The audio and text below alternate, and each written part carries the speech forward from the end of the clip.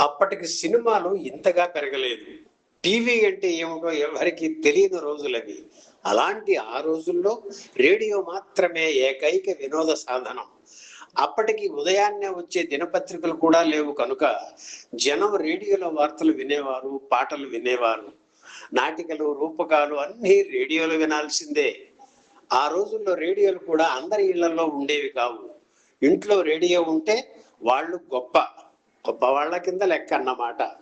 అందుకే రేడియో ఉన్న వాళ్ళ ఇంటికి వెళ్ళి దాని చుట్టూ కూర్చొని శ్రద్ధగా వినేవారు.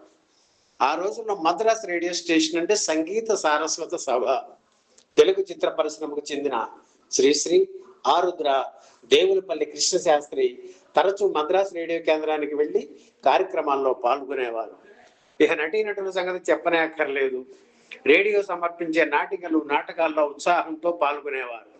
1953లో అక్కినేని నాగేశ్వరరావు గాయని ఒక్కలంక సరళతో కలిసి ఓ రేడియో నాటకంలో పాల్గొనడం విశేషం. అలాగే రేడియో కేంద్రం నిర్వహించే గోష్ఠి కార్యక్రమాల్లో నాగిరెడ్డి, బిఎన్ రెడ్డి వంటి ప్రముఖులు పాల్గొనేవారు. అదంతా గత వైభవం, ఓ ప్రభావం. ఇప్పుడు టీవీ వచ్చి రేడియోను పక్కకు నెట్టేసింది.